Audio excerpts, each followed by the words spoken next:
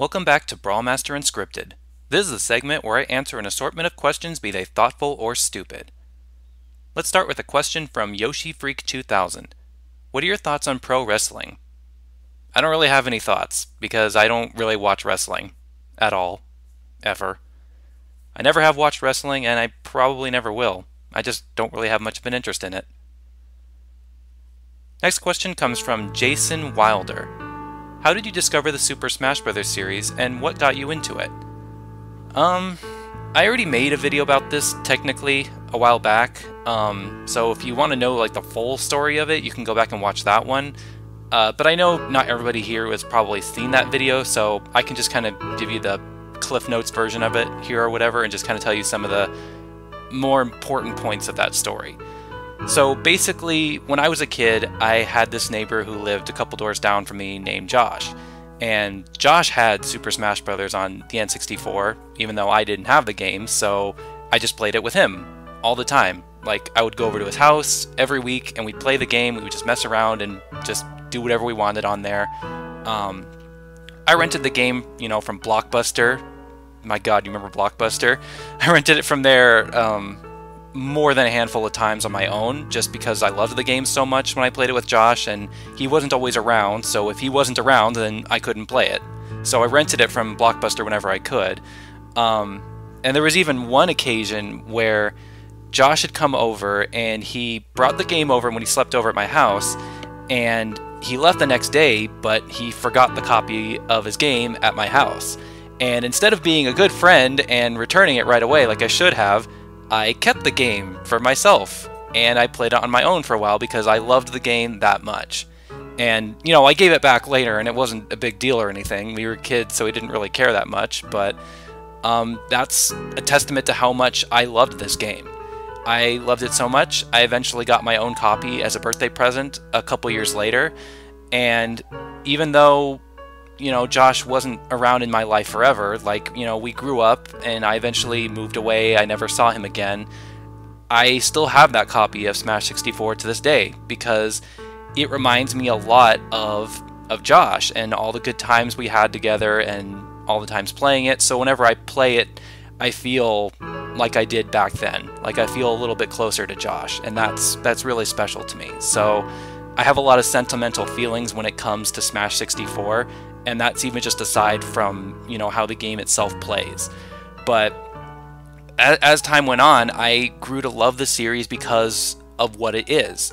It's so easy to pick up and play, but it has depth. It's one of those games that's easy for anyone to play, but it's difficult to master. I can't get into any other fighting game. I accept that. I've tried getting into Street Fighter and Tekken and stuff like that, and I'm just not able to. It just does not click with me. But Smash is different. It makes me feel good enough. Like, I feel inadequate whenever I play something like Street Fighter or any of these other traditional fighting games, but with Smash, I feel like I can be good. And I love it for that because, even if there are so many more players out there who are better than me, when I play this game, I feel powerful. I feel like I am as good as them, even if I'm not. So this game kind of validates me in a way that other fighting games can't. And I mean, even just the concept of Smash Brothers alone is very imaginative. The whole concept of the characters just being toys that some kid is playing with in his room. I did that as a kid. I had my toys and I made up stories and games with them and stuff. And so that concept is validated through the origins of what Smash Brothers is. So I really connect with it. It really resonates with me in that sense. And I have so many amiibo because that's like a dream come true for me. Like as a kid, I always wanted to have Smash Brothers figures. And so even though it took a lot longer than I would have wanted, the fact that they finally exist, that's perfect for me. Like other people collect them either to use them or just to have a collection of Nintendo characters on their shelf. I collect them because it is fulfilling this childhood fantasy that I always had but was never able to fulfill in the past. And having them all now is just, it's surreal to me. It's something that I can't even really put into words that well. And I mean, above all else, it's just so damn fun to play with others. Like, Smash Brothers brings people together. It always has, and it probably will always bring people together. It continues to make memories. It strengthens bonds. It severs friendships to some extent, but in the most like innocent and lighthearted way possible. And now that Smash has gone portable and you can play it anywhere you go, you don't have to be hooked up to a system at home, to a TV, you can take it with you.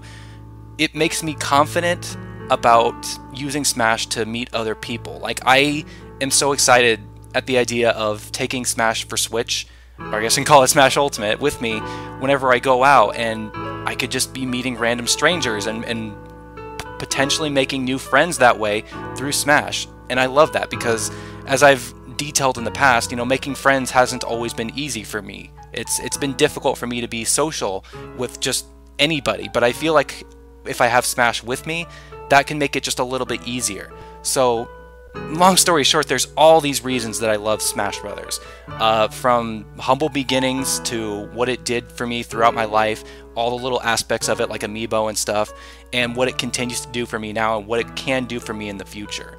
Like, don't get me wrong, there's so much that I have gripes with when it comes to Smash Brothers. Like, I do not hold Smash Brothers on this untouchable, perfect pedestal. The game is not at all perfect. The series is not perfect. It has plenty of flaws. There are so many decisions that Sakurai has made as a director that I disagree with. So, even though I praise Smash Brothers so much and I talk so highly of it, that doesn't mean that I don't recognize its flaws. That doesn't mean that I don't have my own criticisms with the game, because I most certainly do. Like, as much as I love Smash Wii U, there's so much about that game that frustrates me at times. And there's so many times where I play the game and I get upset and I'm like, I should stop playing this game because it makes me so mad. Like, why do I even still bother playing this game? But the reality is, I do continue to play this game. I always go back to it because there's something magical about this series that always hooks me back in and makes me fall in love with it all over again. It's gotten to the point where Smash can be a toxic relationship at times, but I don't care because I've had so much history with this series and I don't see that changing anytime soon. Next question comes from GameMaster468. So, Sly Cooper, Thieves in Time. You mentioned it in another video, might have been in Unscripted, don't exactly remember which one, that your opinions on Sly 4 have changed a bit since you did your analysis on the game. Do you still like it? And if not, what are some things about the game that you didn't like, or have changed your mind about? That was so long ago that I honestly don't even remember what exactly I said in the analysis, or in this other video that you're talking about. When I think about Sly Cooper Thieves in Time now, my opinion is really just that I think it's a great game, and I think it gets unnecessary hate that I don't really understand. Like, I'm not saying the game is perfect, because no game is perfect, but I think people are a little too harsh on the game for what it is, because I think it actually is a really faithful game to the series. Like, the fact that it wasn't developed by Sucker Punch, but it captures so much of the spirit of the original trilogy, I think that people don't really give it enough credit. Like, I like this game a lot more than Sly 3. I really did not like Sly 3 because that game just had way too much going on. There were too many characters, too many different styles. Like, it kind of stepped away from, you know, the core three characters of Sly, Bentley, and Murray, and it just kind of tried to make Sly Cooper into this bigger, grander thing that it actually was. And so Thieves in Time kind of trims the fat a bit. Like, it gets back to the core characters, and it does still offer some new play styles, like with the ancestors and everything. So it does offer something new, but it feels like a more focused experience. Like, it's trying hard to get back to the roots of the Sly Cooper series. So I find it to be an incredibly faithful game in terms of the gameplay and the art direction. Like, it looks like a good Sly Cooper game. To me, it plays like a good Sly Cooper game. The animated cutscenes in between all the gameplay are an absolute treat. Like, I love watching this game and just watching the way the story unfolds. The story itself is decent. It does have some flaws, like, you know, Penelope turning evil out of nowhere and the cliffhanger ending that'll probably never get resolved at this point, because God knows if we'll ever get a Sly 5. But yeah, I mean, again, I don't think Sly 4 is perfect. I don't think any game is perfect, but I don't think people give it enough credit for what it is and for what it was trying to do. I think Sly 4 was really ambitious, and it doesn't get recognized enough for what it was trying to do. But again, I don't think the game is perfect. It does have flaws, I have problems with it. And I wish I could remember what I said in the analysis, because the way you're phrasing it made it sound like I changed my opinions a bit, which I might have, but I just can't remember, because that was so long ago. It's been a while since I've even thought about this game. So I'm sorry if my answer didn't exactly answer your question, but I do the best I can. Next question comes from JJ Slider. So, out of every Nintendo franchise that is yet to be represented with a home console game for at least one console generation that isn't confirmed, which one do you want to see the most? Probably F-Zero. I mean, it's not my favorite series that fits into this category, but I do still enjoy it a little bit. The only one I've played is F-Zero GX on the GameCube, and that game is hard as balls. So, if there were to be a new F-Zero game, I would like it to be toned down just a little bit, you know, make it a little more accessible, especially if F-Zero is trying to become less niche and is trying to, you know, build up a bigger audience. The Switch is the perfect place to do it because it has such a big install base, but I think F-Zero would need to be toned down just a little bit, not too much. Like, it can still be really, really difficult and challenging and rewarding in that sense, but just make it a little bit more accessible so that more people can get into it and find enjoyment in it. I think there's definitely still potential for F-Zero to achieve that. And I don't really agree with Miyamoto's reasoning that in order for there to be a new F-Zero game, they need to have new ideas or a new control scheme. I think that's flat out stupid. They don't need a new control scheme to make F-Zero work. They could take a lot of what worked from previous games and use it to build a new game. Hell, there are people who are saying that they would be content with just an HD port of F-Zero GX with online play. Like, I don't see what's so wrong about that. I don't see why Nintendo would be opposed to that. Because I echo those sentiments. Just balance the gameplay a little bit, you know, tone it down from GX, polish the graphics, add online play, and there you go. I think people would be perfectly content with an F-Zero like that. Now, I'm not absolutely clamoring for a new F-Zero. Like, I'm not super passionate. Like, I don't have nearly as much history and love for F-Zero as I do for something like Smash Brothers, but I just think it needs to be done. I think we need a new F-Zero, just one more chance, because it is a series that so many fans are passionate about, and it has been a long time since we've seen one. Like, Star Fox was in a similar boat for a long time, but it got a new game on Wii U. So regardless of how that game turned out, it at least got one more chance. So why can't F-Zero have one more chance too? Other series like Earthbound, that's a little bit different because the creator doesn't want to make more of those games. Like, that story is told, that ship has sailed. But with F-Zero, that's not the case. There's still potential, I feel, for a new F-Zero game. The install base on the Switch is there. There are changes that would need to be made, I feel, but I think it could work. And Nintendo needs to try to do something. Doesn't matter what the control scheme is, doesn't matter how they justify the game being there. It doesn't need that kind of justification. It just needs one more shot. I mean, when you think about it, with Smash Ultimate coming out, Captain Falcon has probably been in more Smash Brothers games than games from his own series, and that's really unsettling to me, honestly. I don't really know what to think about that, but there's something about that that's just not okay. Like, if they want to make Captain Falcon an iconic character in Smash Brothers, that's fine, but he's still got his own series, and if they never want to make another F-Zero game again, then there's not much we can do about that. But I think that they at least owe it to the franchise to give it one more chance, do one more game and see how it turns out.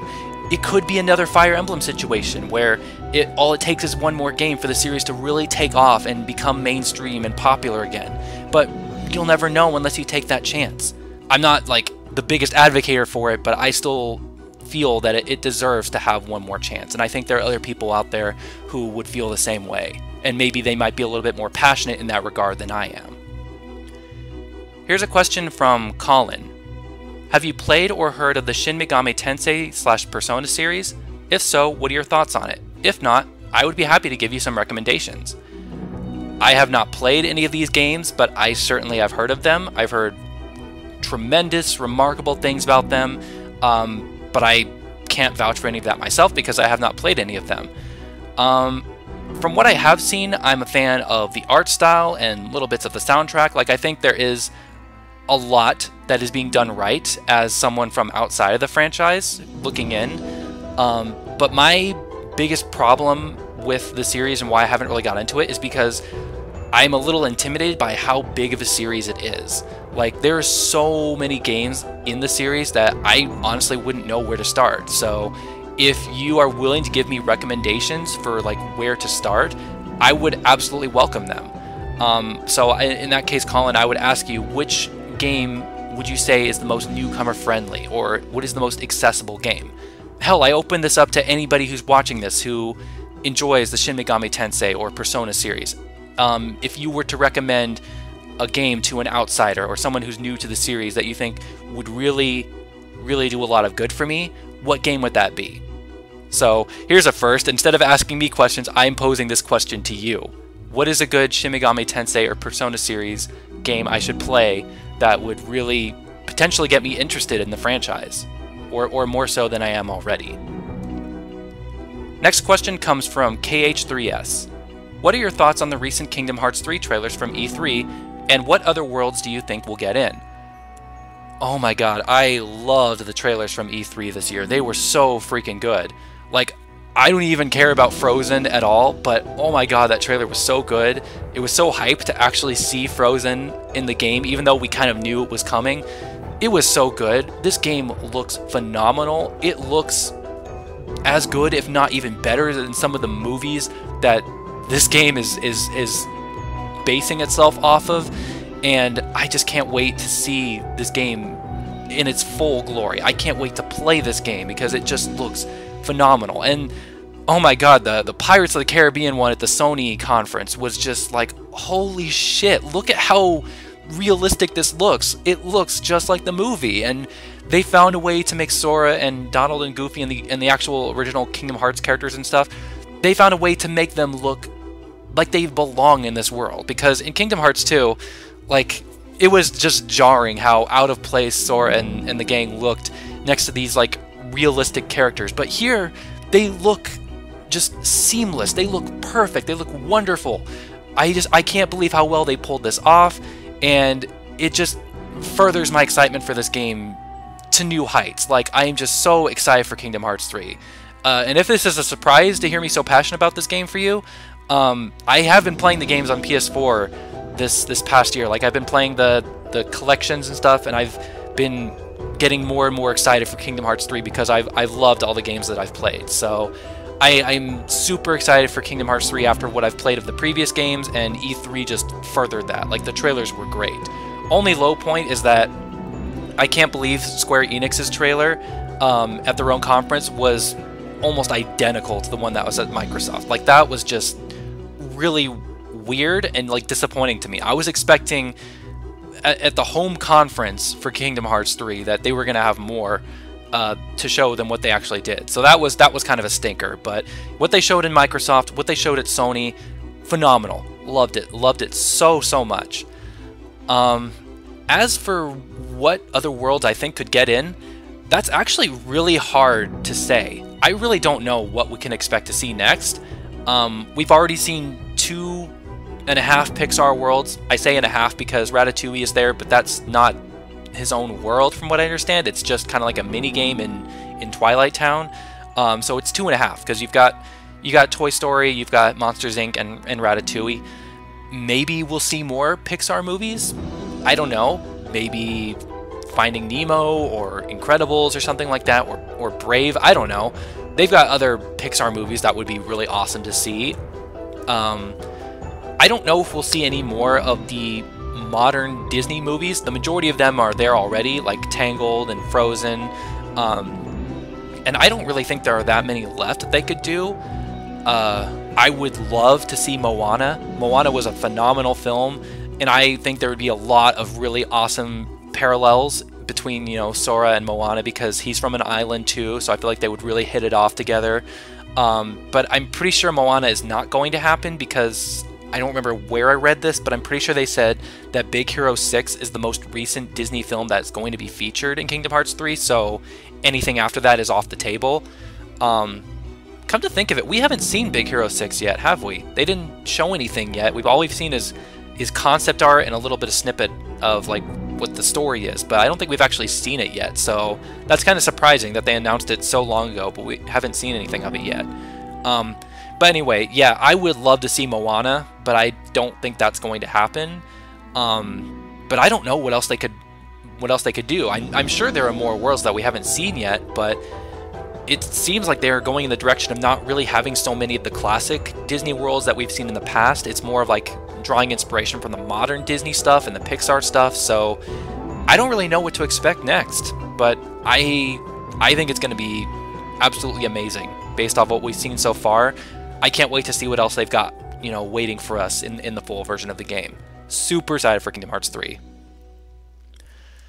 Okay, next let's get into some questions about Super Smash Bros. Ultimate, because I kind of did you guys a disservice by not really doing any sort of formal video about the new Smash game. I'm sure a lot of you have been wanting to know what my thoughts are on that. So I have some questions here about Smash Ultimate, and I just thought I'd kind of lump them all together one after the other just so we can kind of have this big, huge discussion, I guess, about Smash Ultimate.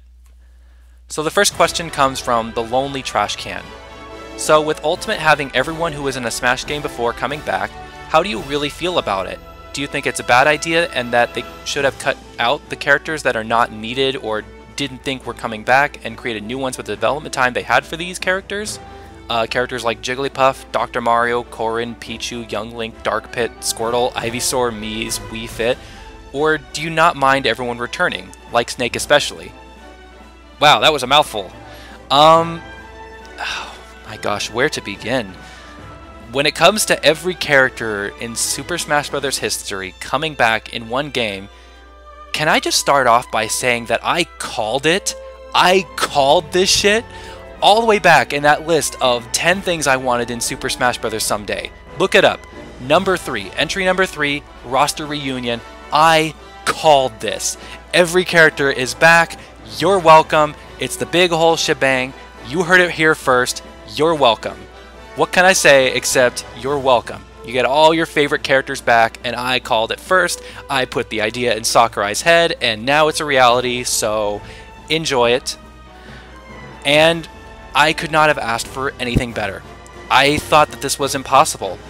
I proposed the idea. I wasn't the first one, I know, but I did propose the idea of all these characters coming back into Smash Brothers, and I think I even acknowledged, or at least in replies and stuff, I acknowledged that this was just a wish list. Like, I didn't think that this was actually going to happen. I thought it just wasn't feasible, it wasn't possible, but then again, Sakurai has a habit of doing the impossible, and so here we are now. And I don't think this is a bad idea by any means. I mean, how could it be? Every character has its fans. I've said that before in the past. And now all of those fans have their character back. Everyone gets their favorite in the same game, and we all get to play together. What's the downside to this? I mean, sure, this is not going to stop all the debates about whether or not certain characters are still relevant or needed or what have you, or if these characters deserve to still be in Smash Brothers. Like, this game alone is not going to permanently silence those debates. They're still going to happen, but you can't deny how magical it is to have everyone from Super Smash Bros. History in the same game. If Everyone Is Here was not the theme of Smash Ultimate, I don't think we would have ever seen Young Link or Pichu come back. I don't think that we would have ever seen them again if their presence wasn't justified by the theme of everyone being back in the same game. And I mean, I'm still scratching my head trying to figure out how the hell Snake made it back in. That is just mind-blowing. I know that he's in. I love it. I love it. I love it because I loved Snake in Brawl, and I didn't think for a second that they would ever be able to make it happen again, to capture lightning in a bottle twice and bring Snake back into the fray. And that's just undescribable. I have no words for that. It's just, it's mind-blowing. It's a dream come true. And even like with Pokemon Trainer and Squirtle and Ivysaur coming back, there was a time when I advocated for them and I wanted them back in the game, and I thought they could still be in Smash Wii U, and they ultimately weren't. So I won't deny that I kind of was giving up hope for them, and I thought, you know, that's probably it. You know, if Pokemon Trainer doesn't come back, which he probably won't, then they won't ever be back in. But lo and behold, he's here. He's back. Charizard's back with them, and they've got so many changes to him. They're so much better now than they were in Brawl, and it's magical. It's indescribable. It's amazing. It's Cloud9. It's what have you.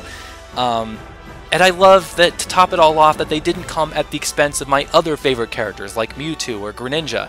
They're all back here in this one game. It's a dream come true. It feels like fan fiction, the game, when it comes to Nintendo. It's like, my God, I know I'm repetitive, but I have no other words to describe what is happening here. There's so much to be excited about with just the concept alone of all the characters being back in one game. And like I said before, it's not going to end the debates about whether or not characters deserve to still be here or if they need to get cut at some point, but now is not the time or place for those debates. Now is not the time to be, arguing and to be having those thoughts about if a character deserves to be in this series anymore. Because the reality is that everyone is here in this one game, and because of that, everyone who has ever played and enjoyed a Smash Brothers game has a reason to come up and play this game again, to come back to the series and play. Like, everyone has a reason, old fans and new, to come together and play Smash Ultimate, and that is just magical to me. Like, that's just something that I don't think any other director would have even tried to attempt. If you had put Smash Brothers in the hands of any other developer, I guarantee that these characters would not have been in the base roster. They would have been sold as DLC. Hell, they probably would have cut Smash Wii U's roster in half, put that half in the game and put the other half as DLC, and nickel and dimed you to get all these characters back. But no, that's not the reality. The reality is that we have Sakurai who's behind this game, and he's putting all of these characters back in at no extra cost. They're all in the base game. There's still potential for DLC. I would be surprised if there wasn't DLC somewhere down the road, but that's a much further away bridge that we will cross eventually. For now, the base roster is here, and it contains everybody. And I just think that this is a feat that needs to be respected, that needs to be just acknowledged, because it's just so phenomenal. Like, I've used that word so many times. All these words are just buzzwords, but I can't think of how else to describe it. There's just nothing else to say. I mean, this probably will come at the expense of new characters. Sakurai even said this himself. We really should not be expecting to have too many new characters in this game, since there are so many characters here already. And I'm confident that bringing back all of these characters was most likely not an easy task by any means. So I'm not at all expecting there to be, like, more than 5 characters, 5 new characters at most in this game, aside from what we already know. I would be surprised if we saw, like, more than maybe like 3 or 4 newcomers. I do still think we probably will still see at least like 1 or 2 new characters after Ridley and Inklings. Like, I don't think this is the final roster by any means. I think there are still a couple more surprises. Anything can happen between now and December. But I think that this is just a monumental task, bringing all these characters in together, and that's something that should be respected at the very least. And that Sakurai should be respected for achieving what seemed like was impossible, honestly. And the fact that there could still be more at this. Like, I'm getting a headache just thinking about it. Like, I'm lightheaded just thinking of how much content is already in this game and how much more could still be in this game 6 months from now. Like, I mean, who even could still be in this game after what we know already, when there's so potentially little room left? Who could honestly make the cut after this? That's anyone's guess. And I can understand if people do want more new characters and if they want as many as possible, because that's how it's always been with Super Smash Bros. But I implore you, do not let this idea scare you that there's going to be so few newcomers after this, because Sakurai has kind of always said that. He said you shouldn't expect too many newcomers. Like, I remember with Smash Wii U, he said something like, you shouldn't expect the roster from Brawl to get too much bigger. And look how much bigger it got after that. Now, I'm not saying this is the same case where we should expect like 20 newcomers on top of everybody coming back. I don't think that's realistic at all. But, if you're honestly thinking of not picking this game up, if you're thinking of sleeping on it just because it might not have too many new characters, I implore you to reconsider. Because there's over 60 characters in this game already, and no matter who else you might want, there's got to be at least one character who's already here whom you might enjoy playing as. So, Like, let's be optimistic about this, because look at how much has already been achieved, and let's let our minds wander a little bit and see what else could be achieved after this, because my god, if the bar was not already set high, it's been just extended exponentially after Smash Wii U. Like, I didn't think that they could top Smash Wii U with all the DLC, like all the third parties they got, but then they threw a curveball at us by bringing back every single character, and that's just so special. So to that I say, let's just drop the debate about cuts and what have you, and whether or not characters deserve to be in the game. Let's drop those debates for now. Alright, let's just enjoy the dream that is Smash Ultimate. Next question comes from Grand Tactician 9. With Smash Ultimate containing every single character from the entire series, what do you think this means for the future of Smash Bros? Do you think they will go with this every character ever mentality moving forward, or is this the end of an era and the next game will reboot itself in terms of roster size? Also, thanks for all of your amazing content from these past couple of years. It always made me happy seeing a video of yours pop up in my subscription box. Looking forward to the Super Mario Odyssey video, and I wish you the best of luck in your future endeavors. Well, first off, thank you very much for those kind words. It really does mean a lot to me that I was able to have a positive impact on your life, because that's what I strive for. And I'll do my best to make the Mario Odyssey video one of my best ever, because God knows you guys deserve the best from me. But getting into your question, I can't see Smash Bros. Getting much bigger than this. I just can't. I mean, I already thought bringing everyone back was a pipe dream bordering on impossible.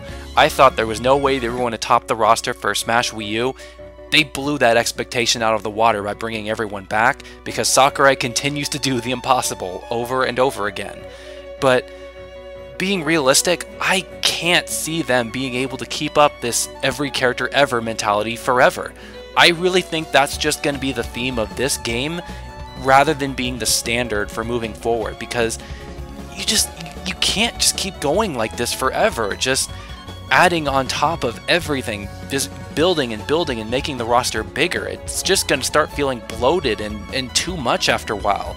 I mean, I'm already just overwhelmed by all the characters that are going to be in Smash Ultimate. I have no idea who I'm going to main, and the thought of just trying to make the game even bigger, building on top of that, I can't fathom that. I really don't think it's going to be the standard, and I really don't think people should be taking this every character ever mentality as the standard, because I really don't think that's going to be the case going forward. I really think that this was just a one-time thing, that this was something special they wanted to do, and that this isn't going to be what we should expect to see for all future Smash Bros. Games. I would rather Nintendo just keep supporting Ultimate for as long as they can. As much as I know that there are a lot of negative connotations with the word, I really think they should try to milk Smash Ultimate for all that it's worth, and just keep supporting the game with little additions here and there. It doesn't have to be new characters. It could, but just go the Splatoon route and just, you know, every couple of months add something new to it. Whether it's like new stages, or maybe even something smaller like trophies or music or something. Just, the game is already so massive. Ultimate is going to be a huge game, and I think it has every right to shine for as long as it can, and Nintendo should support Ultimate for as long as they can. And I think people would be okay with that if, you know, when the time comes around for a new Smash game, they just roll out a new update for Smash Ultimate, like a new round of DLC characters or something like that. I think they should change how they approach the Smash Bros. Series going forward by trying to extend the longevity and the life of Smash Ultimate for as long as they can. And I say this because this game just has so much potential. I mean, I know we haven't played Ultimate yet, so anything can change. That's the case for every single game ever, and Ultimate is no exception in that regard. But so far, it looks like Ultimate is doing so much right. It has so much potential to surpass its predecessors and set new bars and expectations, maybe somewhat unrealistic expectations, but I think Ultimate deserves to be in the spotlight, and I hope Nintendo will not move on from it so quickly, because I think it does have a lot to offer and has a lot of merit and reason to shine. I'm going to be a bit bolder with my prediction here. I think Ultimate will live up to its name, and that Smash Brothers really will not get any bigger than this. I think this is maximum capacity. And even though I know Sakurai says this is going to be his final Smash Brothers game, I know he says it every single time, but I think this time he means it. I really do. I have a gut feeling that this is going to be the last game that Sakurai directs. And even if he comes back for whatever the hell happens to Smash Brothers after this, I really don't think it's going to be a director role. I think it's going to be more of a mentor, you know, spot check things with him, get his opinion on something, but I really don't think he's going to be at the helm for the next one. And even if he wants to, I don't think he should. I think this man deserves to move on from this series. He has poured his heart and soul into the series. I know it's his baby, but he's got to want to work on something else. I'm sure he does, and he has every right to move on and work on something else. He has so much passion and love for making video games and surpassing expectations and creating new memories and creating games that have such an impact on people's lives, and I want him to enjoy that. And if that means moving on from Smash Brothers and doing something differently, Godspeed, Sakurai. Do something different. Do something you want to do. Put your whole heart into it, because if your heart is into it, then it's going to be something just as special as Smash Brothers is. So I know he's stubborn, but I really hope he does move on from Smash Brothers. I really think that this is going to be his final Smash Brothers game, because it is a lot of work, and it's a lot of work building off of what took so much time and effort in Smash Wii U, and he's building off of that. I just can't see them getting any bigger. So I really do think that this is going to be the last Smash Brothers game at this capacity, and that's going to be Sakurai's last one. That does not mean I think that there will never be any other Smash Brothers games after that. Absolutely not. There will definitely be Smash Brothers games. It makes Nintendo too much money to ever be stopped. They're always going to be milking this cow for what it's worth, as they should, as a business. But I definitely think that the next Smash Brothers we see, however far off it is in the future, that it's going to be a reboot of some kind. I think the roster is probably going to be trimmed significantly. They're going to want to just trim the fat and start over and just stick with the absolute essentials. I don't know if the original 12 would still be the original 12 if they feel like, you know, Ness isn't getting any new games, so why keep him around unless he's a Smash Brothers favorite? I really don't know. I don't want to get into details like that. But I really think it is possible that we will see a completely new direction for Smash Brothers going forward. I think we should prepare for that. That we shouldn't set our expectations that it's going to be any bigger, but that they're going to try to refine the experience. Maybe they're going to refine the gameplay. They're going to try to go in different directions for character decisions. Maybe we'll get a new director entirely. In fact, I really think we will get a new director, someone who will do a good job, but will do things differently than Sakurai. So I think we should prepare for that. Of course, this is all just a prediction. That doesn't mean it's guaranteed to be fact. I could be totally wrong about this, but I'm choosing to be bold here for a reason, because I really think that based off of what Ultimate is, that it can't get any bigger than this without there being some kind of drawbacks, or without, you know, there being some kind of feeling of fatigue, or things starting to feel stale or showing their age or something like that. So I really think that the most feasible direction after Ultimate has had its time in the sun, that Smash Brothers will reboot and go into a different direction. And what that direction looks like, I can't say. I don't think any of us can. But I think for the sake of the series and the quality of life of it, and you know what is actually feasible going forward, that they should reboot it, and I think they will.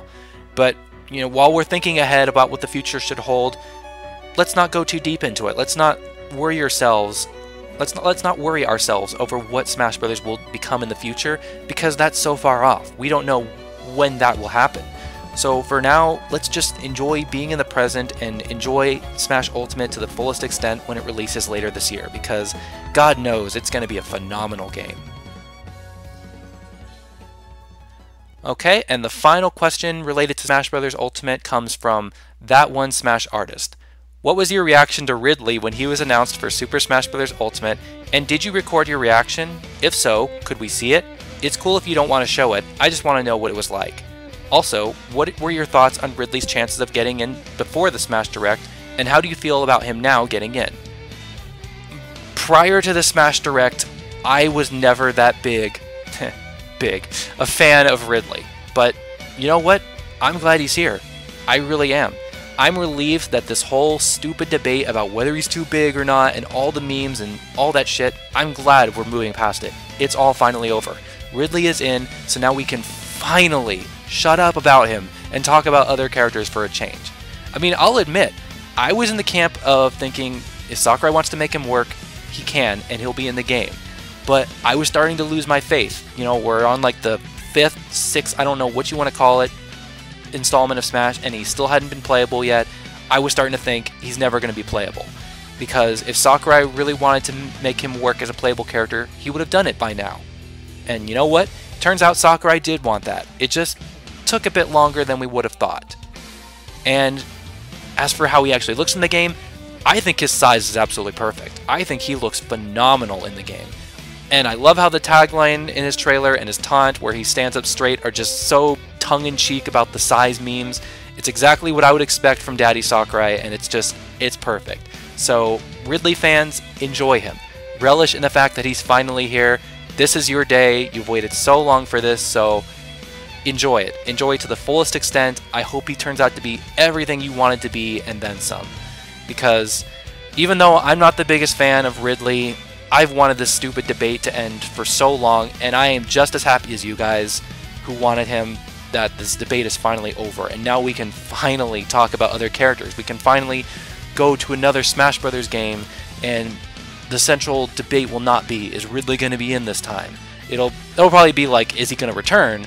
But it's going to be different going forward. It's going to be different after this. And then about the part about my recording, the thing is, I actually did not record my reaction this time around. I gave it some thought, and I ultimately, these puns, ultimately, decided not to record it because I wanted to go into this reveal, into this direct, with tempered expectations. I've been trying really hard not to get too sucked into the hype culture around new games, and I wanted to be a little more realistic and grounded with what I was expecting for this game. I expected it to be exciting, and it ultimately was, but I just didn't want my expectations to be in the stratosphere or what have you.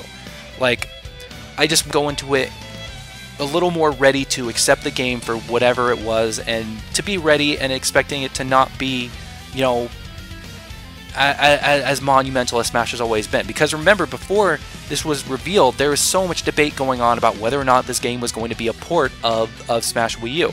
And I have said in the past that, you know, I was not really that keen on it being a port of Smash Wii U unless it was really substantial. And so there was a chance that this was going to be a port, and I wanted to be prepared for that. I didn't want to be expecting it to be a new game too much and then be just absolutely devastated if it was just a port of Smash Wii U.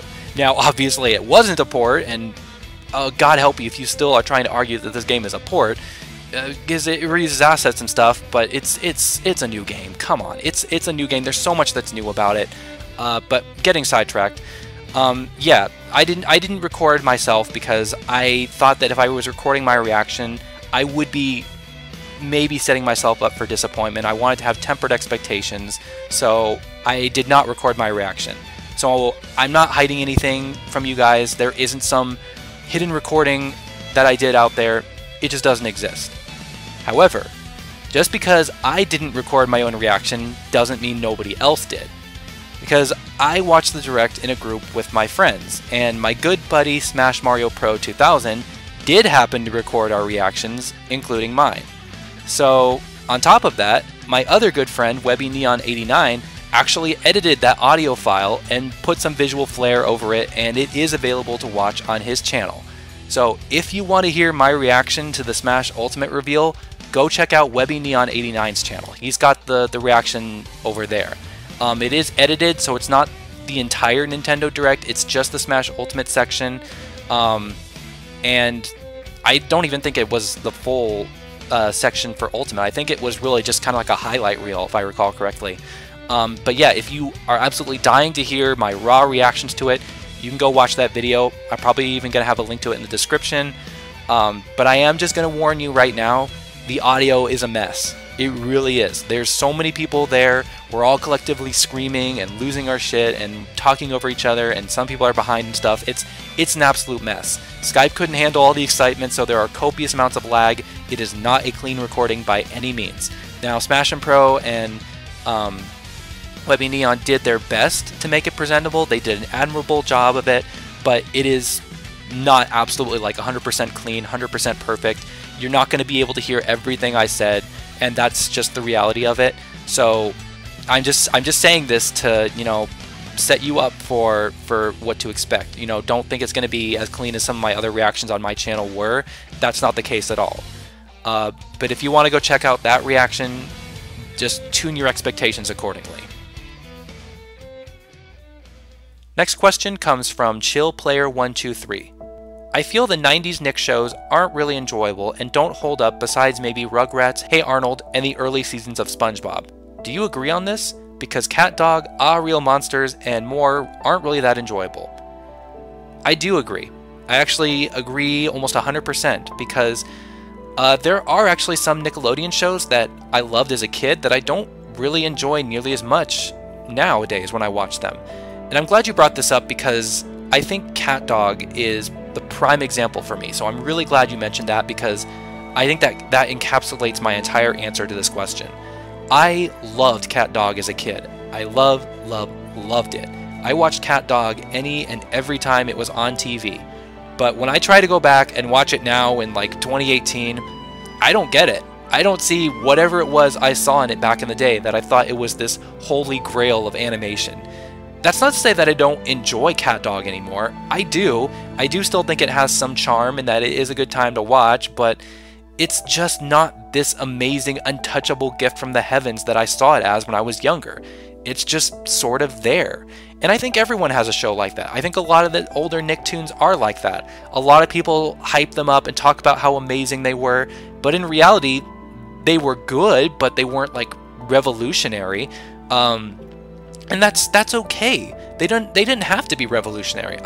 That's kind of how I've been feeling more and more when I think about this whole concept of blinded by nostalgia.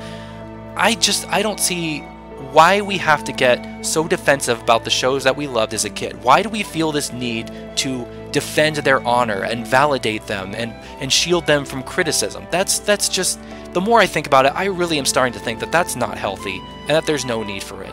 I mean, you loved it as a kid, but maybe not quite so much as you get older, and that's okay, because things change. We are all growing, and our interests are changing, our perceptions are changing. We don't see things the same now as we did when we were younger, and there's nothing wrong with that. I don't think we should be getting so defensive and worried and treating that as such an attack on who we were as children. Like, when I really get down to it and I think about it, I really think Cat Dog is an embodiment of pure nostalgia for me. I like that show just because I loved it as a kid and nothing more than that. There's nothing about the show itself that I think is absolutely remarkable. It's just what the show represents that makes me love it. Like, it reminds me of how happy I was back in the day when I watched it. I just had these unreal amounts of excitement and happiness when I watched Cat Dog as a kid, and I can't explain what that was. I don't know what it was in the show that I saw back then that I loved so much, because I don't really see it now when I watch it, but that's okay. I don't have to see it. I can still enjoy it even if it's to a much lesser extent. Like, I respect Cat Dog today because it is an embodiment of happier, simpler times for me. When I watch it now, it might not be the show that I enjoy so much anymore. It's what the show represents. It reminds me of a time when I was so much happier. And yeah, it is kind of depressing if I'm not as happy now as I was as a kid because, you know, growing up sucks, and as an adult you gradually become more depressed with stuff, but that's whatever. It's all I'm trying to say is that I really think we need to stop trying so hard to justify the existence and the quality of older shows we used to love as children. Why do we have to defend them from criticism so much? I think we should just acknowledge that it is nostalgia that we have for the show and leave well enough alone. Why can't we just say, I love this show because it made me happy to watch as a kid back then, and I respect the show for what it did for me as a kid, and leave it at that. Like, why do we have to go into these really elaborate essays and long-winded speeches and stuff about how much better these shows were than what's being shown now. Like, why do we have to subject ourselves to that? Like, why do we have to defend shows from criticism? I don't think any show should be, you know, above criticism. Everything should be criticized if it has flaws. And I just think we shouldn't be taking that as such a personal attack. Like, why can't we just acknowledge that, you know, I love the show for what it represents, but that doesn't necessarily mean that I think the show is perfect. I just don't understand this whole debate with nostalgia. And at the same time, it's like, nostalgia shouldn't be viewed as such a bad thing. It is an emotion. It is something people feel, and people shouldn't have to hide that just because certain people don't like nostalgia, don't like it as a concept or as a discussion piece or what have you. I love stuff that isn't great by today's standards or hasn't aged well, like Cat Dog and that We're Back Dinosaur Story movie. I loved that movie as a kid, but my God, you can't watch that movie today and say that it is a masterpiece, because it's not. But you know what? I really don't care that they haven't aged well, and I don't care if I don't love it as much as I did as a kid. I still like it, but that's because I love what it did for me back then. I love that it reminds me of happier times, and that's all it has to be. That's good enough for me, and I want that to be good enough for anybody else. Like, why can't we just make peace with it in that way? Like, these shows and these things that I feel nostalgic for, even if they don't hold up to today's standards, they help me feel things that shaped me into the person I am now. They made me proud of the person I am now, and I respect them for that. I respect these shows and these shows and these games and stuff like that. The things I'm nostalgic for, I respect them for helping shape me into the person I am now, and that's good enough for me. I don't feel the need to defend Cat Dog's honor from anybody who gives it criticism. You guys can criticize Cat Dog all you want. I'm not going to stop you, but I just want you to respect that it's not going to change that I have positive feelings for the show. And those positive feelings, once again, are just, they remind me of happier times. It's not anything in the show itself that I love so much. That was kind of a jumbled mess. I hope you were able to pull at least some sense out of it. I'm rambling, but that's what I do in this series. I'm glad that you asked me this question, Chill Player. I really am, because it really inspired me to want to take this stance and just think these nostalgia debates are getting so ridiculous, and I think we just need to get over ourselves. I really do. They're just TV shows. They don't need us to defend them. Everything is subjected to criticism, and criticism isn't always such a bad thing, but I think we just need to make peace with this, because it really isn't healthy at all. So just let nostalgia be what it is, and let's not take it to a serious umpteenth degree, because it really doesn't need to go there. Next question comes from Brahu. Hey Brawlmaster, I used to watch you like 8 years ago when you were Brawlmaster 08, and I just have to ask, why did you kiss Nintendo's ass so much? You influenced my taste for a couple of years, and I used to hate COD because you hated it. Don't you think that the Nintendo fanboys, like yourself back in the day, are really annoying and cringy? Nintendo gets little popular third-party games, and I can't buy a $300 console just to play Mario and Zelda.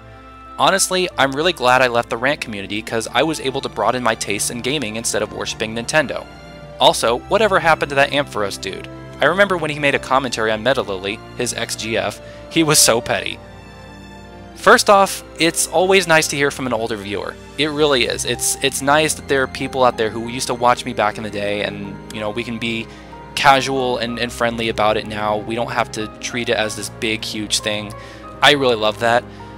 If I can say this, though, be careful about how you word your questions, because I was almost thinking that you were accusing me of, you know, kissing Nintendo's ass now and being a fanboy and stuff now. And I don't know if you honestly are. I'd like to believe that you aren't, because if you are, I really don't understand why people accuse me of this anyway. I'm sorry, I have to vent about this for a second. Why do people accuse me of kissing Nintendo's ass? Just because I love Nintendo games doesn't mean I love everything they do. I don't know how much clearer I can make that. If you really think that I believe Nintendo is absolutely perfect and they can do no wrong and absolutely everything they do should be loved by everyone ever, you really do not know me at all. You really have not watched any of my videos. Watch my E3 2012 video and watch my little bitch fest about New Super Mario Bros. U. Watch my series of videos about my roller coaster of emotions about Color Splash or Paper Jam. Like, hell, listen to any of these previous Unscripted installments and listen to how much I've criticized their business decisions for Nintendo. Like, if you really think that I legitimately perceive Nintendo to be this perfect, untouchable deity who is flawless and incapable of doing anything wrong, then you really don't know me at all. You clearly have not watched my content, and I would really urge you to do your homework, do some research, and watch these videos before you make such an accusation on me. But, you know, some people are really close-minded, and no matter what I say, they won't change their mind, and there's nothing I can do about that. And Brahu, I'm really not trying to throw you under the bus or anything. Like, if I'm interpreting your question correctly, you aren't accusing me of still being a Nintendo fan, and in which case, then that previous tirade was not directed towards you. But I'm sorry, it's just, I've been getting that a lot recently. A lot of people have been accusing me of kissing Nintendo's ass, and I really don't understand it, because if anything, I've been feeling a little guilty because I look back at some of my past work and I feel like I criticized Nintendo so much to the point where I wouldn't blame anybody if they were starting to question if I even love Nintendo at all, which I do. But it's just like, that really irks me how sometimes I can talk about Nintendo and get really passionate about it because I do love Nintendo, and some people can take that the wrong way and they think that I'm kissing their ass and that absolutely everything they do is perfect. That is not the case at all. I do not love everything about Nintendo, especially from a business aspect. I think they make a lot of really stupid decisions, and that there's a lot of room for improvement. But as for why I kissed Nintendo's ass back when I was Brawlmaster 08, because I won't deny that I definitely did it back then, that was because I was a kid back then. Like, guys, I think you need to remember when I was Brawlmaster 08, I was only 13. I mean, I was not literally a kid, I was a preteen, beginning teenager, but I was definitely young. I was naive. I didn't know what the hell I was doing back then. I made a lot of mistakes. I will not try to deny that, but the more I think about it, I really feel that I had to make those mistakes in order to grow into the person I am now. Like, as much as I feel like my Brawlmaster 08 days were cringy, they were necessary in order for me to grow and evolve and to try to be the person that I am now. Like, I had to make those mistakes in order to mature. And if anybody wants to hold my behavior in the past against me now, that's on them. I can't stop them from feeling that way. All I can really do is continue to work on trying to be a better person now. That's all I can do, since I can't change the past. But I'm not going to try to deny for a second that I was really immature and naive, and that I did kiss Nintendo's ass a lot as a kid, like as I was Brawlmaster 08. I just hope that people don't think I still do that now, because God knows I am trying my hardest not to do that. But I just hate that, once again, if I try to say anything positive about Nintendo, that somehow correlates with me being an ass kisser or whatever. I'm sorry, your question, there's just so much to it, I'm not really sure how to structure this. I think the whole thing about fanboys being annoying or cringy, that really isn't exclusive to Nintendo. I mean, it's definitely there. There are definitely Nintendo fans who can be really whiny and annoying and bitchy and cringy, but don't pin that all on Nintendo, because that goes for literally every fan base of everything ever. You are going to find those fans in just about any kind of fandom, no matter where you go. It's not just a Nintendo thing. Whether or not you can buy a Switch for just $300 to play Mario or Zelda, no offense, but that sounds like a you problem. Like, everybody has their interests, everybody wants different things from Nintendo. For some people, like you probably, they want more than just Mario and Zelda. They want those third-party experiences, and that's fine. But for other people, they just want the core Nintendo experiences. They want the Mario and the Zelda, and that's good enough for them. That's good enough for me. I go to Nintendo consoles not for third-party stuff, but for the first-party stuff. I go there for the first-party experiences, and that's all I expect from Nintendo. Like, I don't really buy third-party games that much. I know there are some noteworthy ones on the Switch, but I haven't picked them up. I pretty much only pick up the first-party ones, and I think that's the case for a lot of people. And for those people, that's good enough for them. The Switch being a $300 Nintendo machine, that's good enough. But that doesn't mean that's the case for everyone, like you. Some people want more from the Nintendo console. They want third-party games. That's fine. We just have differences of opinions. Let's just keep it at that. Let's not make a big, huge issue out of it.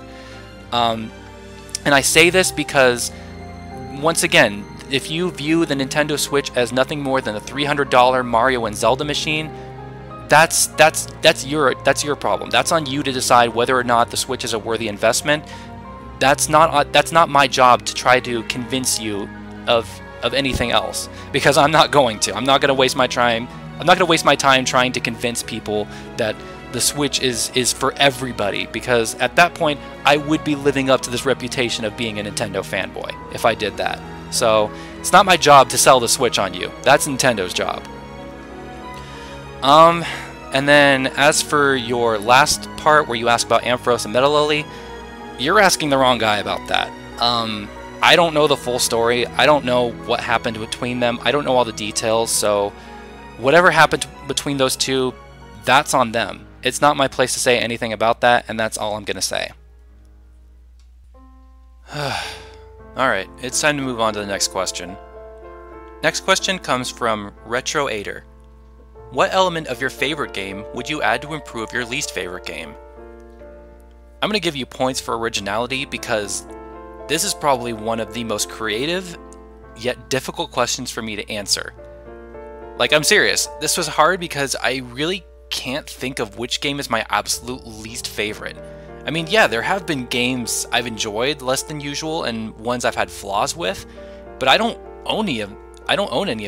I don't own any games that I flat out hate. I just get rid of them.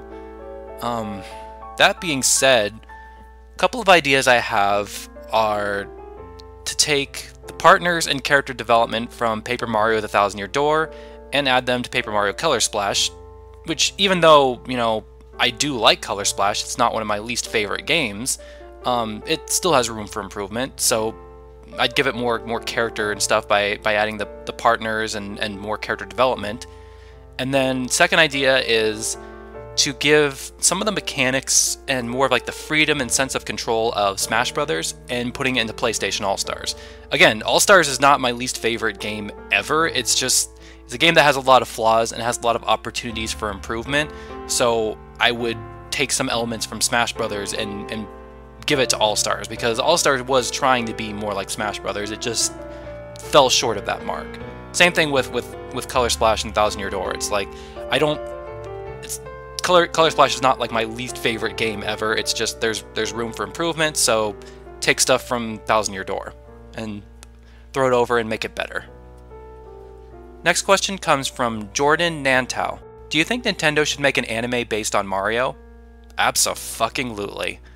I have been waiting for some kind of decent Mario media adaptation for a very long time. I know there were older cartoons based on Mario, but let's not talk about those because those are just So I would love a more modern attempt to bring Mario to a smaller screen in the form of television, whether it's, you know, a Western adaptation that actually tries to get the source material right, or do an anime. Let it come straight from Japan. I mean, that's the country of origin for Nintendo stuff, so let Nintendo of Japan deal with it and figure out how to create an adaptation for it. And you never know, we might see one in the future because Nintendo is expanding and getting into more media. Like, there's going to be a Mario movie, so maybe we'll see some kind of spin-off series, like in anime form or something like that. I would love to see that. As for what it could be about, like, I think some of my ideas from the Mario story video I did a while back could be used. Like, I wouldn't mind if it had an overarching storyline, or if the storyline was more slice of life and episodic in nature. I'd be down for either one of those. I would expect the show to be kid-friendly and lighthearted in nature. I wouldn't expect it to have a lot of depth and really heavy themes or anything like that. I mean, I would love that stuff, but I would never expect it. But regardless of what it is, I would probably watch this Mario anime. Whether it's good or bad, I would probably at least give it a chance. I'd watch it and see what I thought of it. But let's see how that Mario movie does first before we even think about what a Mario anime could look like, because I feel like there's a lot riding on that movie. You could either set up a new career path for Mario where he's expanding into other mediums, or it could just kind of shut everything down and remind Nintendo why they only make games. So we'll just have to wait and see. Here's a question from Pendulum Wing. Are you interested in trying the Crash Insane trilogy? I have been interested in trying it, and I do actually own it for PS4, but I have not devoted very much time to it. And that's because I am kind of struggling with it. I can admit that. It's a game I'm not good at in the slightest. Like, it's a very different style of platforming. That's not to say it's bad. I'm not saying like the games are bad or anything. That's why I'm not playing them. Not at all. It's just the controls are very different and I'm not used to them. Like, as someone who purely grew up with Mario his whole life, you cannot go into Crash Bandicoot with a Mario platforming mindset because it's just not the same. And I think that's why I've been struggling with it. Like, I'm trying to play these games like they're Mario games and they just aren't. The mechanics are different, the physics are different, the controls are different. So it's gonna take some getting used to. That's not to say like I'll never beat it or anything. I will eventually. I'll get around to it, but it's gonna take more time than I thought. And I've just had so much other stuff going on that I have not devoted very much time to the Insane Trilogy at all. Ideally, I would like to at least finish all 3 games. Probably not 100% them. I'm not that dedicated to it, but I just want to finish them just to say that I played them. So, yeah. Next question comes from Link123. Why do you hate me? I don't hate you. I don't hate any of my fans. Unless, should I hate you? Is there a reason I'm not aware of? Is there something you're not telling me? In that case, because you did the thing I didn't want you doing and you tried to hide it from me. That's why I hate you. Next question comes from Pop Culture Corn. Do you have faith in Mario Party and Paper Mario that they will have good games again on Switch? I want to have faith, but I just can't be certain. I mean, I'd like to think so. I'd like to think that everything we've seen so far on the Switch is an indication that those 2 franchises have a chance to be redeemed and to be good again, but I can't say for certain. Nintendo is doing a lot of good things this time around. They're correcting a lot of their previous mistakes. They're making a lot of really ambitious, dynamic changes that are really paying off, especially like with Breath of the Wild. So I'd like to believe that they'll continue to get things right, and you know, with how successful the Switch is in, I have no doubt in my mind that we'll see Paper Mario eventually. I'm well aware that we are getting another Mario Party. Like, I know about Super Mario Party, but we haven't seen anything of Paper Mario yet, and I have a feeling we will at some point in the Switch's lifetime. They'll give Paper Mario another try, and I want to believe that they'll get it right this time. Third time's the charm. You know, they screwed it up big time with Sticker Star. I think they did a little bit better with Color Splash, and maybe this time for Paper Mario for Switch, they'll really knock it out of the park. I want to believe that, because you know how much I love this series, and you all know how much I want it to be good. But I can't say any of this with 100% certainty, obviously, because I really don't know. But the Switch is still young. The support seems to be there. I want to believe that Nintendo is going to be confident enough to give it another shot and to really, really try to do it well this time. But we'll have to wait and see. Mario Party already looks like it's doing a lot more things right than its most recent predecessors. Like, it got rid of the car finally, so everybody's moving on their own. It's got a lot more playable characters, which is really surprising. Like, Bowser is playable in this one. Didn't expect that. And it's going to be, I think it's going to be fun for the Switch because it's portable. You know, a lot of people are already bringing their Switches to parties, and it's a lot of fun to play that. So Mario Party being in the middle of that scene is absolutely perfect. It fits right in. And this, I don't know if everybody's even aware of this. They probably are because it's pretty big news. They actually did reveal in the Treehouse that this Mario Party is going to have online. So there's that too. I mean, granted, it's only for the mini games, but it's something. It's better than not having anything at all. So they're really, really going all in with this one. They're really making a lot of smart changes. So Mario Party at least is on the right track. So maybe that's just a little more hope that Paper Mario will get it right too when its turn comes up. Next question comes from X Grace Igloo. What are your thoughts on the recent trend of Battle Royale style games like Fortnite? I don't care about Battle Royale style games at all. I'm completely indifferent. Haven't played any of them, don't have any plans to play any of them. Next question comes from Legendary Sponge. After you stop making videos, would you still be interested in appearing in other people's videos, for example, CJ's Smash Chat? that's not really my place to decide that. That's really up to the person in question, like CJ. I'm not going to just insert myself in anybody else's videos just because I had a following at one point or anything like that. I mean, CJ and I are really good buddies, so if he really wanted me to make an appearance, I would not object to that. I love helping my friends out, so, you know, if CJ really wants me there, I won't say no. But, like, I'm not gonna, like, beg him to be on it or anything. In fact, I kind of like that he's bringing on more and more new faces into Smash Chat. I think it's cool to get as many different perspectives as possible. So I'm actually fine that I haven't been on one in a while, and I would be okay if I was never on one again, because, again, I like the idea of him constantly bringing on new guests. But once again, CJ's a friend, so if he ever asked me to, I would definitely consider it. But I don't expect to get any invitations to anybody else's videos, because usually these kinds of collaborations are like to support each other's channels, and I'm not really supporting my own channel anymore, so why would I expect anybody to support my channel and to promote it if I'm not even doing anything on there anymore? So I'm not at all expecting to get any kind of invitations to appear in anybody else's videos, and I think I made it pretty clear that I just want to step away from videos altogether. Even if they're not ones I'm making, I just kind of want to get off the grid a little bit, kind of stay off the screen on YouTube and just kind of support other people and just be in the sidelines. Like, that's what I want, and I think I made that pretty clear. Again, it just doesn't really make sense for me to make many more appearances in other people's videos, because I'm not trying to promote my channel or anything, and that's typically what these collaborations are for. But as always, I won't make any promises. Who knows what the future's gonna hold. Again, if someone like CJ wants me to be on it just because, like, we're friends and stuff, that's totally fine. But whether or not I appear in anybody else's videos, that's not up for me to decide at all. That is entirely up to other people.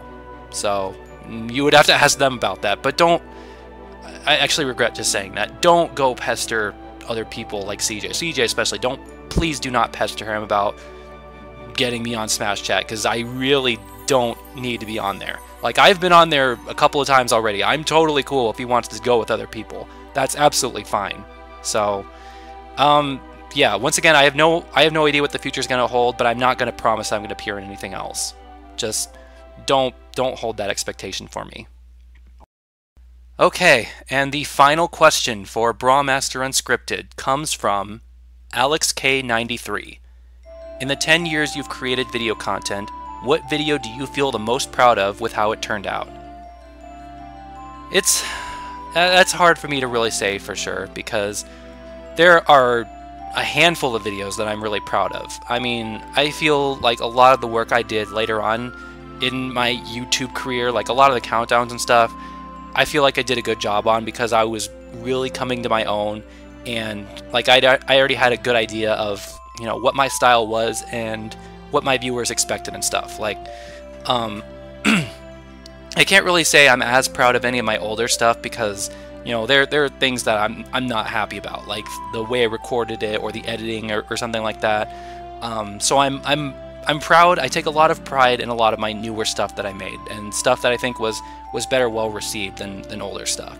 But if I absolutely had to pick one video, I really think it would probably be that Mario story video, because that video just encompasses something I'm really passionate about, and I'm really happy with how it turned out.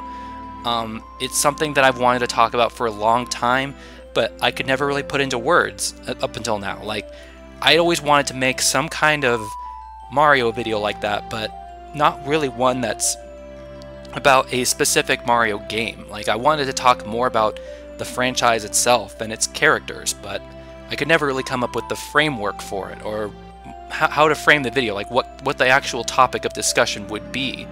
And so I think when I finally came up with the idea that I wanted to make a video talking about the story aspect of Mario, like, the pieces just really started to fall into place. Like, all these other little ideas that I've always had about talking about Mario stuff started to connect together, and this is purely coincidence, but like it could not have come at a better time, because around that time, like, Nintendo was announcing that they were doing other stuff with their properties. Like, they were going to be, you know, going to the theme park and stuff, and they were looking into, you know, other media options for their franchise, like adapting Mario and stuff to movies or stuff like that. So it was just a really good time for me to make that video. It really worked out for the best.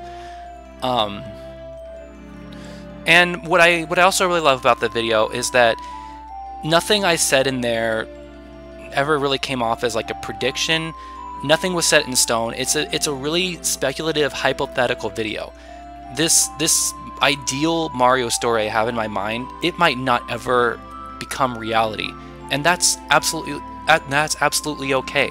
Like, things about the Mario franchise when it comes to storytelling might not ever change, and that's perfectly fine. It doesn't need to just to please me. I don't at all expect Mario to ever change in the way that I want him to, because I know I'm not the only one that loves Mario. Like, everybody loves different things about him. So Mario's always going to appeal to as many people as possible, even if that means he doesn't appeal to my specific needs, which he definitely does not have to. And I think I also really liked how the video was received by the audience, because I think a lot of people were really able to understand where I was coming from. A lot of people seemed to agree with me, but even the ones who didn't, they understood my perspective. Like, they understood where I was coming from, and I understand why they would not agree, because there's a reason Mario hasn't had that in-depth of a story up until this point. So it goes both ways, and I loved how the video turned out, because I think we were really able to have, you know, a mature discussion about this without getting into any, you know, childish arguments or anything about it. So I'm really proud of the reception the video has gotten, because I think everybody has like an idea like this, whether they realize it or not. Like, we all have these thoughts and ideas and aspirations, but sometimes we don't really want to share them, because that can be kind of a challenge for us. Like, you know, you don't want to always expose yourself by putting out these outlandish ideas, because when you put that out there and it's open for criticism and judgment and interpretations, it makes you feel vulnerable, and it gives you this feeling of potentially being hurt by harsh judgments or rejections or what have you. And sometimes it is better to keep those ideas that you have close to your chest, so that, you know, you won't be hurt or your idea won't be torn to shreds. But other times it's worth it to take that risk. Other times you can put that idea that you have out there and it works out for the best. And sometimes people are really receptive and warm and accepting and respectful of your wishes. I mean, that's what this video gave to me. That's what you guys gave to me from watching it. You gave me that feeling of acceptance and validation.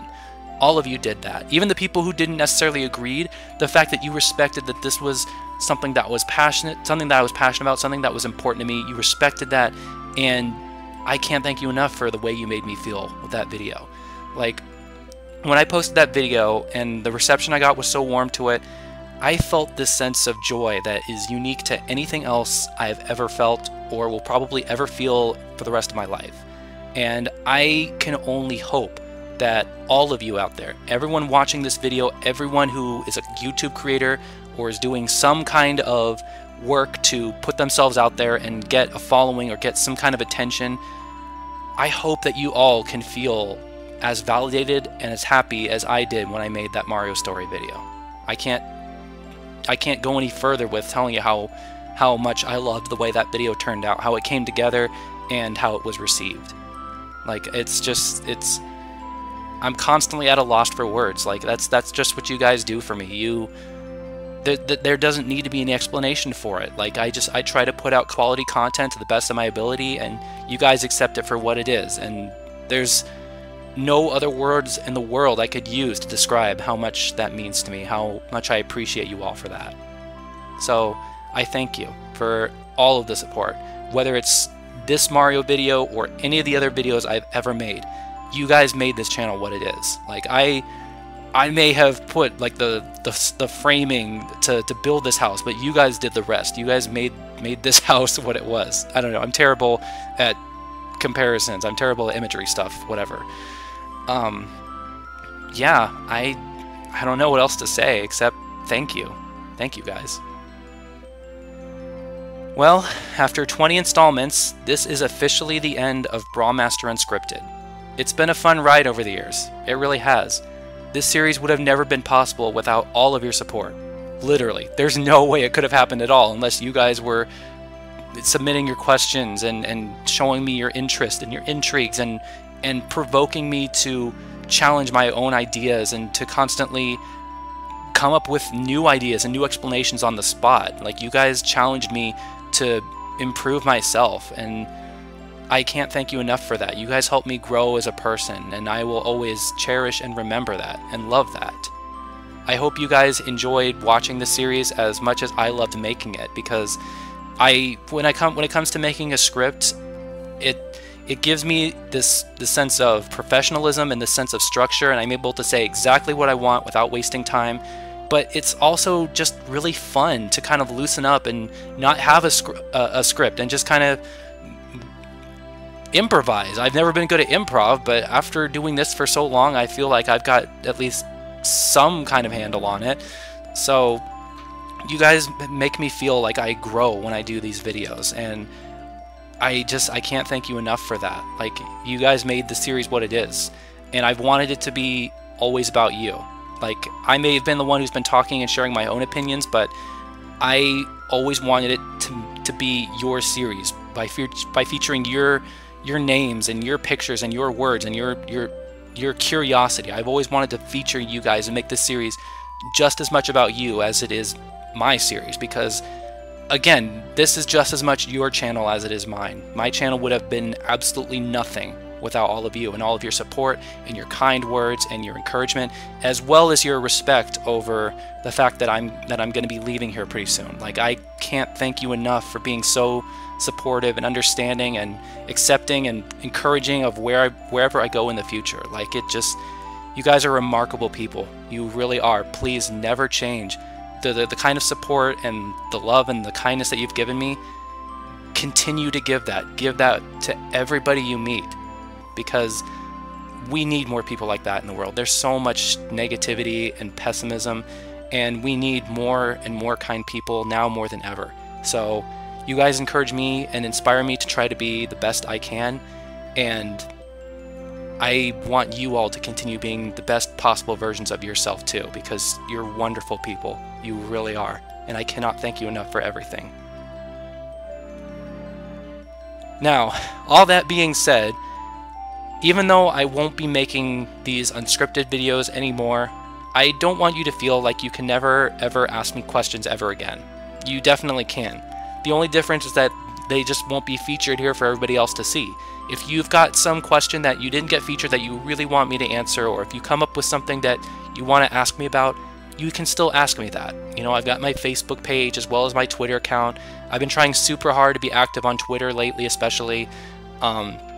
So if you have something that you want to ask me and you didn't see it here and you still want to ask me it, please do so. Please reach out to me on Twitter or Facebook or something, and we'll have a discussion. We'll have a conversation.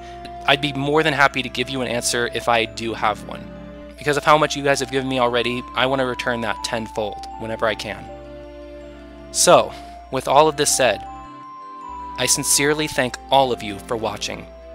This has been Brawlmaster 012, signing off.